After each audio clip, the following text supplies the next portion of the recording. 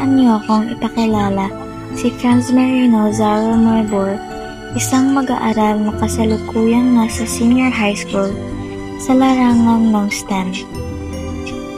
Sa kanyang pag-aaral, layunin niyang matuto at unti-unting linangin ang kanyang kaalaman at kakayahan.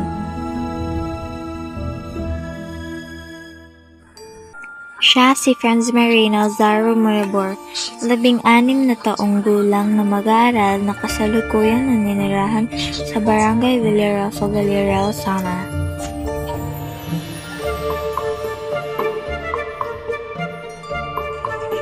Ipinanganak siya noong 8 ng Agosto taong 2008 sa lungsod ng Tacloban.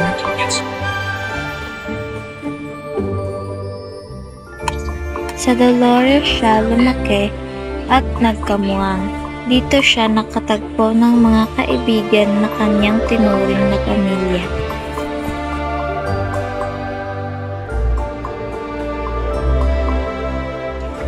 Siya ang ikalawang anak at kaisa-isang anak na babae ni Ginoong Edsel O. Morbor, may-aring negosyo, at Ginang Liza M. Zaro, isang guro.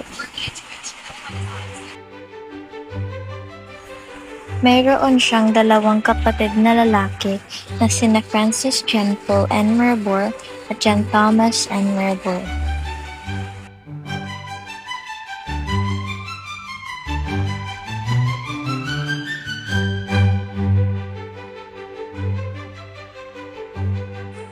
Siya ay may malaking pananampalataya sa Diyos at matibay na tiwala sa Kanya.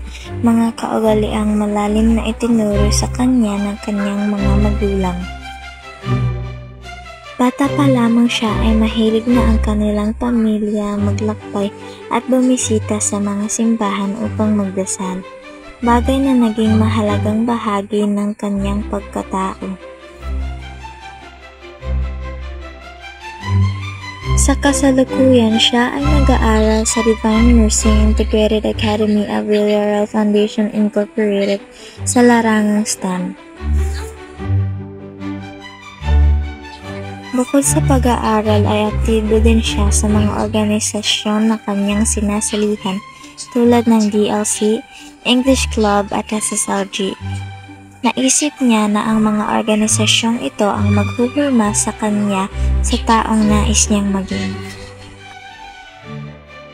Ang kanyang mga hinihiligan o kinalilibangan ay ang pagbabasa ng mga libro, pagsulat, pagkanta at panonood.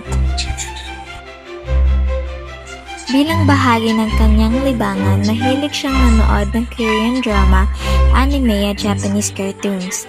Isa sa pinakapaborito niyang panoorin ay ang Totoro at Asta Senshi na nagbibigay sa kanya ng aliw at inspirasyon.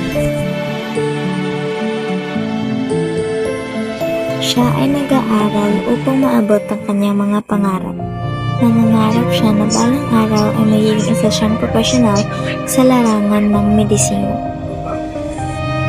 Ang kanyang pamilya at mga malalapit na kaibigan ang nagsisilbing inspirasyon niya upang magpatuloy na mangarap at magsumikap.